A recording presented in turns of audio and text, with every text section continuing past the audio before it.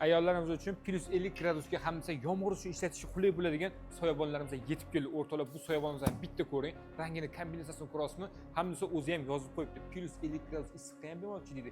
Yomg'irlarga ham juda ham idealniy. Ichi ham qora fonda ishlangan. Bu narsani sizlarga oldindan tushuntirganimizda quyoshning ultra binafsha nurlarini sizga olib kelmaydi. Ruchkasini qarang. Juda ham nozikkina ishlangan. Yozda bemalol ishlatsangiz bo'ladi. Sifati zo'r. Qarang. Bu birinchi rangi. Buni eslab qoling, qanaqa rangligini. Bu ikkinchi rangini sizga ko'rsataman. Ikkinchi rangi ham juda ham chiroyli ishlangan. İçidagi spitsasi 16 ta, ikki kishi ham bemalol sig'adi. Bu голубой rasvetkasi ranglarini birma-bir ochib berishgan. Zo'r joyi mana bu yonida ko'rasizmi?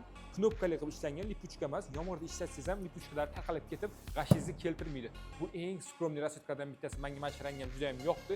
Idealniy variantlardan biri.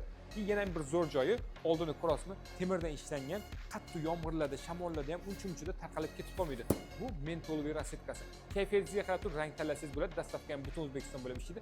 Manzilimiz Janubiy vokzalning ro'parasi, Vega Center 2-qavat.